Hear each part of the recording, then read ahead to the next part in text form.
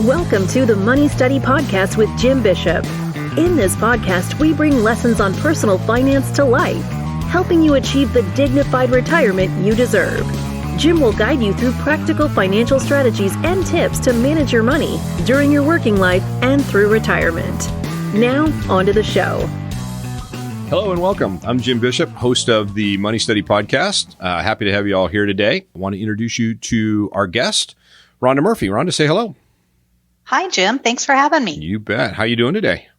I am doing excellent. Good. So I'm going to brag on Rhonda for a couple of minutes here. So Rhonda, correct me if I say anything dumb, but Rhonda was, she runs our office in Farmington, New Mexico. She was here in Tucson for a long time, Rhonda, 18 years or so, right? Don't I remember? That is correct. Yep. She started in an admin role for us, and she's a financial advisor. Glorified secretary. Nah, we don't use that word, Rhonda. But she did everything. Rhonda, I called her the chief of staff because she did really everything for us for a long time. And she moved into an advisor role in Farmington, and she's just done a spectacular job. I kind of jokingly say she knows more than I do because she knows all the back office operations and all of the financial stuff that we know as well. So she's a really great resource, and you folks in Farmington should be really happy to have her, and we're honored to have her on our team. So thanks for being with us, Rhonda. Thank you. You bet. So what are we talking about today, Rhonda? Backdoor IRAs, right? Backdoor Roths? Backdoor Roths. Right. So, let's just start with some basics, right? There are a couple different kinds of IRAs that a person could use, right? So let's start there. Well, you have a traditional IRA, which everybody is usually familiar with. That is the pre-taxed money. So you contribute to it. You generally take a tax deduction at the end of the year off of your taxes for the amount that you contributed.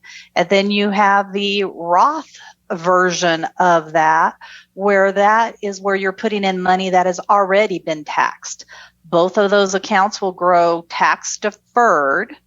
The difference is when you get ready to retire and you start taking distributions, you will be paying taxes on the traditional IRA and be required to take a required minimum distribution out of it at the age of 72 now. And then on the Roth IRA, you do not have to pay the taxes, and you are not forced to start taking distributions when you turn age 72. Yep, those are big differences. So let me make sure I got this right. So in a traditional IRA, it's pre-tax contribution and tax-deferred growth, meaning that when I take it out, I have to pay taxes on the whole boat, right? Because I was never taxed on the contribution. Correct. And the interest earnings. Or earnings, right, have never been taxed either. So then I have to pay taxes on that. Whereas in the Roth, I put in after-tax money, and then the already taxed. So then the earnings are totally tax-free, as long as I meet a couple of IRS requirements, right? Correct. To pull the money back out. Correct. Okay. So that makes sense to me, Rhonda, but some people can't contribute to an IRA at all, right? Correct. They can't contribute and get the tax deduction based off of their income limits. So if a single person makes, in the IRS's view, too much money, right, which I guess is a good problem to have, right, they are not eligible to take a tax deductible contribution into their IRA. Yep. Same with a married couple. So then that brings us to, how do I get money into my IRA? How do I save additional money for retirement? And that sort of brings us to the backdoor Roth IRA idea, right? A backdoor IRA, Roth IRA, is good for people that are over that income limit. So, for example, in the public sector market, it might be nurses. Uh-huh. They might be single. And so after they do all of their overtime, because we all know that nurses are overworked. Especially so now. After they do all of their overtime, they may be over the contribution limit of making an IRA deduction. Right. So it's always good to have two buckets of money, pre-tax and post-tax money coming out. So what they will do is make a contribution to a traditional IRA. They are not planning on taking a deduction when they file their taxes. So technically it's called a non-deductible IRA. They then on that same day convert it to a Roth. And the beauty of that is that they're not paying any taxes on the earnings because the money hasn't had time to grow tax deferred. So they just do it all in one fell swoop, all in the same day. So a person can contribute to a traditional IRA even if they're over that income limit, right? So if they're over that limit, they do that. It's just not tax deductible. Not tax deductible. So now it's post-tax money, just as a Roth might have been anyway. And then we convert it to a Roth and they get tax-free growth going forward. Do I have that right? Correct. Yep. And then the beauty of it is now when they retire, that money grew all tax deferred. So then they take the distributions out. It's free and clear. Right. They're all tax owing free. the government no taxes. Right. Yeah. That's huge. So you talked about who that would work for in our space, right? So we talked about nurses, but there's probably other examples, right? Do you see other folks who might benefit from a backdoor Roth IRA? I do. I have, for example, I have a husband who has a high income job. His wife has a low income job, but together they're over the income limits. The wife does not have the option through her employer. They don't have any type of retirement plan through her employer. So his wife is kind of left out of the cold and is not able to build her retirement account for herself. So she really has a disservice to her because she can't build her own retirement account because she happened to be married to somebody that puts them over the income limit.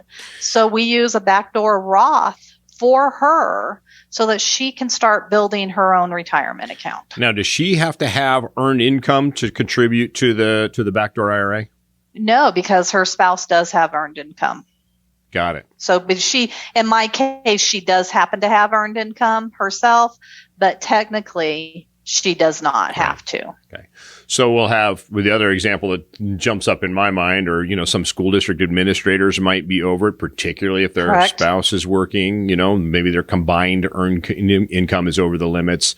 Right. A principal and a teacher. Right. Yeah, they might be over that number. Could very well be over the limits. Right. So they do have that option. So how much can I put into a Roth, or backdoor Roth, Rhonda? You still have the same income limits as traditional. So if you are under age 50, it's $6,000. If you are over age 70, you get the catch-up provision, which currently right now is $1,000. So it would be a total of $7,000.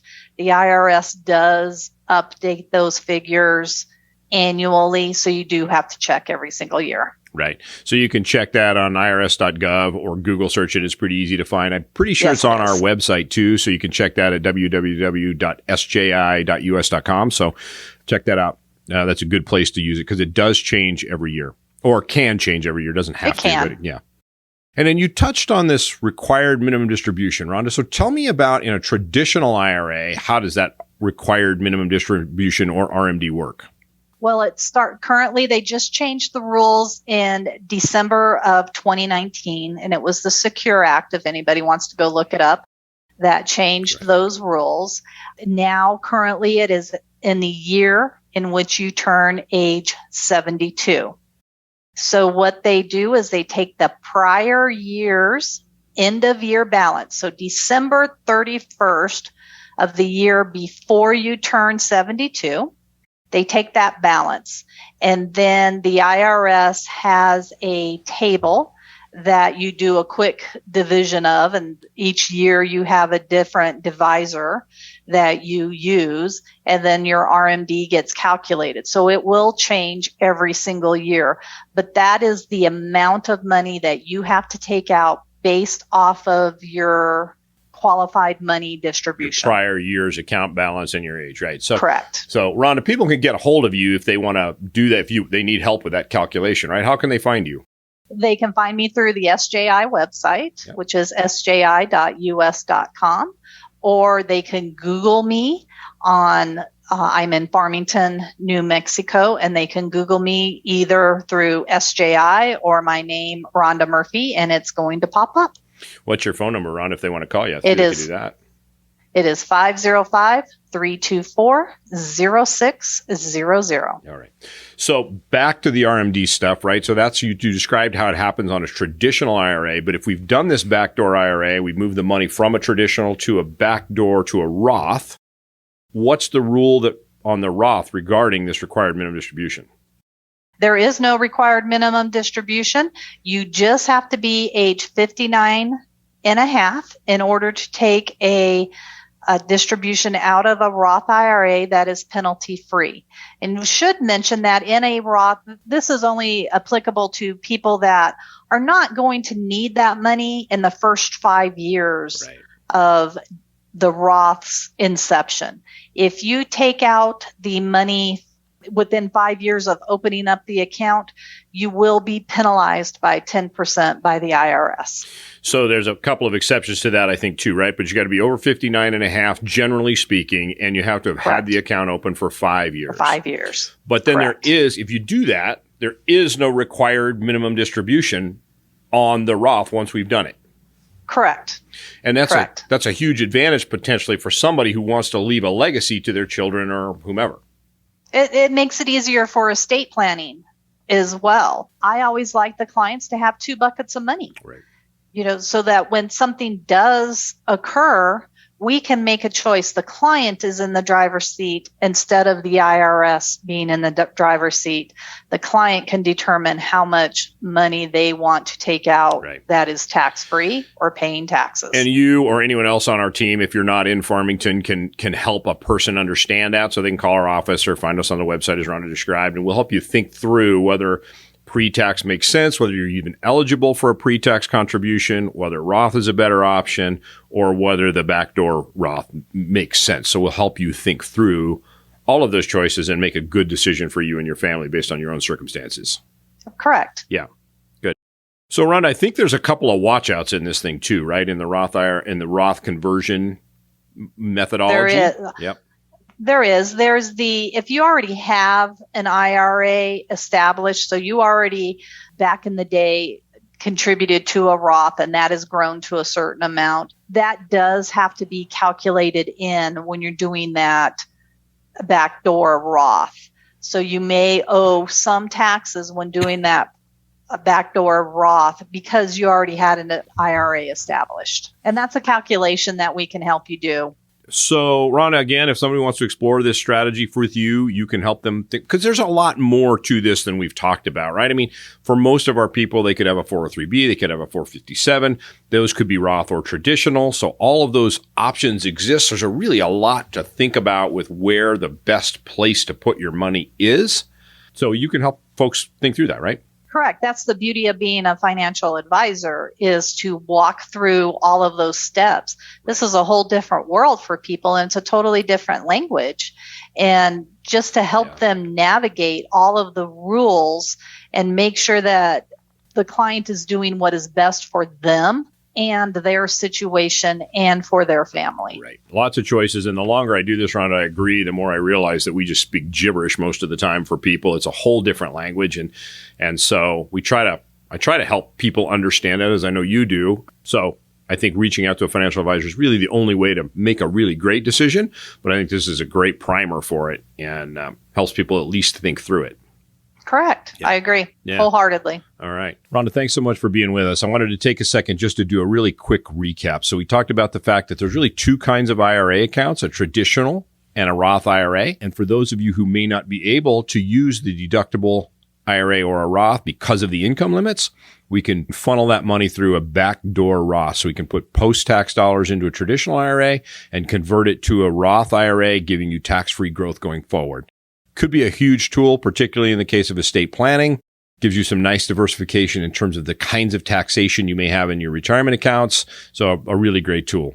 As always, I want to thank the listening audience for being with us. If you'd like to get a hold of Rhonda, you can email her, rmurphy@sji.us.com. At the same URL as our website, you can find any of our other advisors. Our phone numbers are attached to the website. Our main number, 520 326-6133. Call us there. We'll get you to the right advisor who's close to you and services the plans that you work in. But as always, thanks for being with us. Be sure to follow the podcast. That'll help you understand that when we put out a new one, it'll automatically notify you. You can also share it with your friends and family easily in that way. Thank you for listening to the Money Study Podcast. Click the subscribe button below to be notified when new episodes become available. The opinions expressed in this podcast are those of the speaker and/or the guest and may not necessarily reflect those held by Voya Financial Advisors. Comments concerning the past performance of monetary instruments, investment indexes, or international markets are not intended to be forward-looking and should not be viewed as an indication of future results. Investment advisor representative and registered representative of and securities and investment advisory services offered through Voya Financial Advisors, Inc., member SIPC. SJI Financial is not a subsidiary of nor controlled by Voya Financial Advisors. Neither Voya Financial Advisors nor its representatives offer tax or legal advice. Please consult with your tax or legal advisors regarding your individual situation.